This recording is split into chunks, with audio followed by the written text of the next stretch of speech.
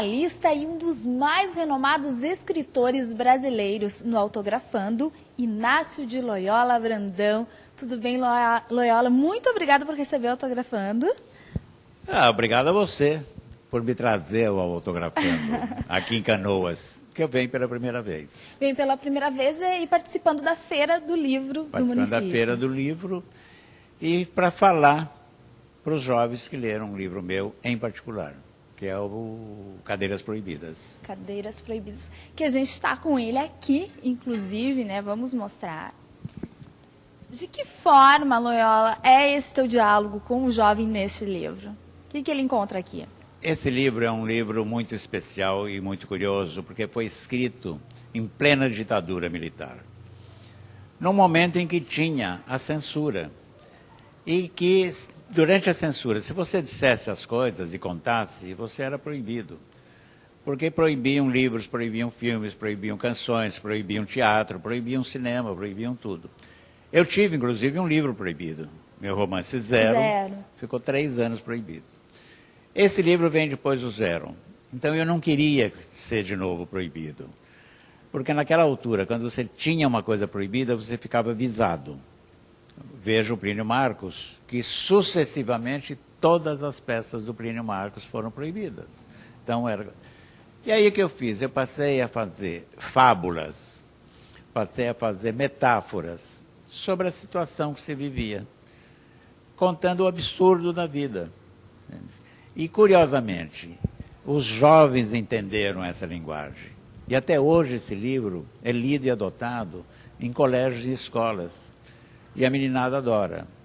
Talvez por ele ser desbundado, ser louco, ser fantástico. Tu acha que existe aí uma identificação, os jovens de hoje, eles conseguem relacionar com a época o livro? Eles conseguem ter essa relação? É uma boa pergunta, mas eu agora também me indago. Será que tem importância? Claro. Nesse momento?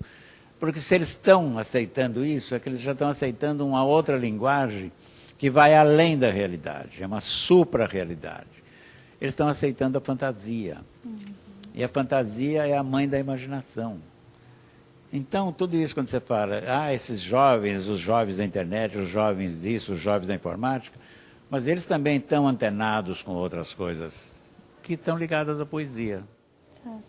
E essa forma de relacionamento com o jovem, né? Com um novo leitor, ou com um possível novo leitor, tu acha que se inicia e que é um estímulo dentro da escola, eu digo, o escritor chegando até a escola, dialogando com esse aluno, e também em feiras de livros, como acontece aqui em Canoas, e que o escritor vem até aqui e consegue, então, estabelecer aí uma troca com o jovem. É a partir daí que se dá também o estímulo ao novo leitor? Em parte, aí são várias coisas. Em primeiro lugar, eu escrevo. Não escrevo especificamente para ninguém, eu escrevo.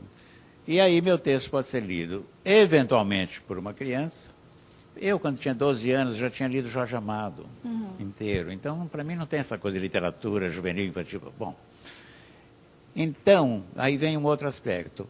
Acho fundamental que os escritores de todas as idades venham para as feiras e cheguem às escolas.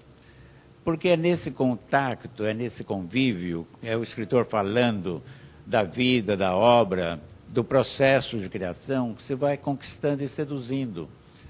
E eles veem que a literatura é uma coisa mágica, mas não é uma coisa impossível.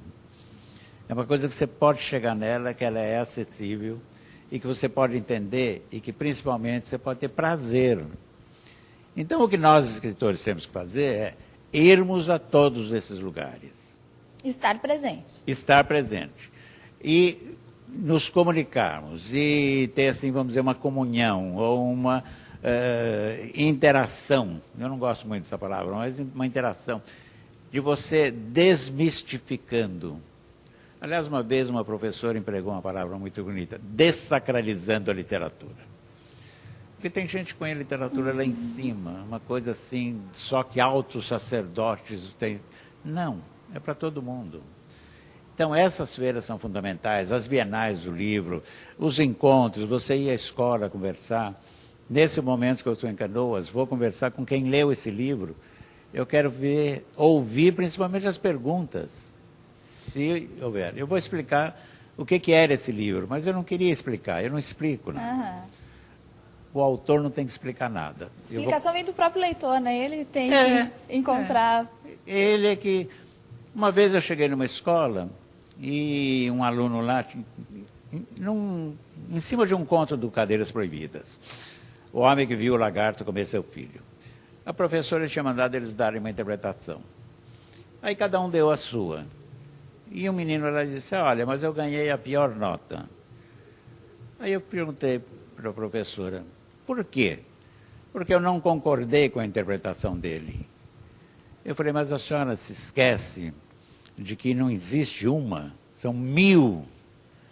No momento que eu escrevo, eu penso numa coisa que o outro não pensa, que é oposta à minha conceituação, à minha visão. E isso é que é o encanto da literatura.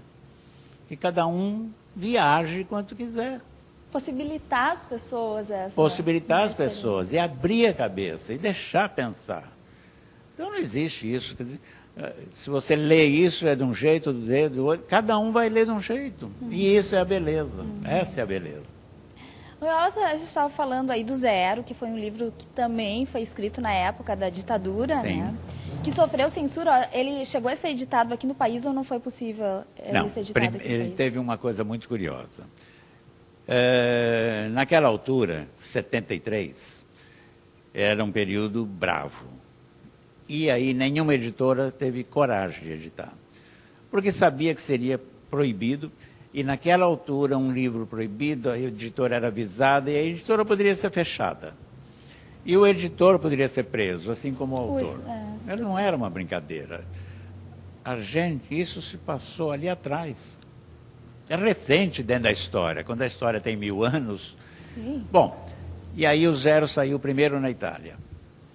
Então, foi a segunda vez que um livro brasileiro saiu no estrangeiro, primeira edição numa outra língua. O primeiro foi um livro de Jorge Amado, que era uma biografia do Luiz Carlos Prestes. E o segundo foi o Zero, que saiu primeiro em italiano.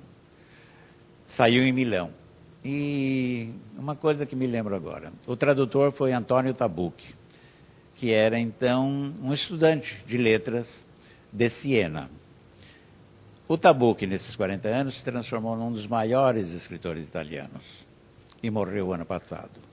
E era um grande amigo, assim, foi uma coisa que eu senti muito. Então, agora um pouco a ligação do Zero está ligado um pouco a esse luto pelo Tabucchi. Essa história também. Da história. Aí, um ano depois de sair na Itália, aí ele saiu no Brasil. 1 ano e meio depois de sair no Brasil, aí ele foi proibido. Tá. E nesse momento, como tu diz assim, o escritor, ele também tinha uma temeridade em relação ao que ia vir, né? Sim, sempre foi. O que é que está acontecendo? E a posição dos editores e dos escritores era sempre uma coisa assim de resistência. Teve uma coisa muito curiosa. Eu andei muito o Brasil logo depois da proibição. Em cada lugar eu encontrava sempre um exemplar do Zero. E quando não tinha um exemplar real, que já estava todo esculhambado de tantas mãos que tinha passado, os jovens estudantes faziam cópia xerox. Olha. Eles se cotizavam, faziam uma vaquinha e tiravam várias cópias xerox. E eu cheguei numa cidade da Paraíba, Campina Grande, em que os jovens tinham feito o quê? Eles picaram o livro e cada um datilografou.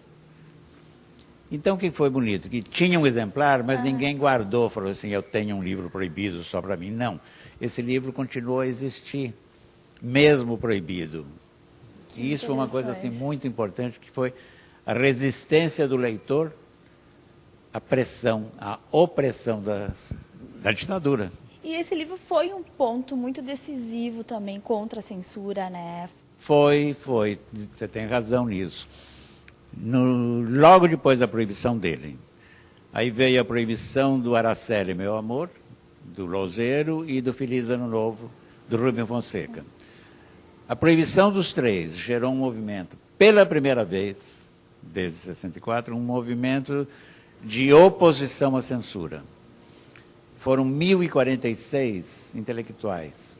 Assim, desde Sérgio Buarque, o pai do Chico, Antônio Cândido, que é a grande, o Rouanet, enfim, 1.046 da maior expressão.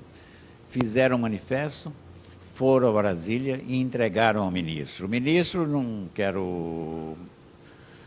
Falcão, Armando Falcão, se recusou a receber, mandou lá um chefe de gabinete, mas foi o primeiro momento em que se disseram, não queremos mais censura. Então, está ligado a isso. Tá, muito ligado, né? A gente vai agora, então, para o intervalo e volta Sim. já já.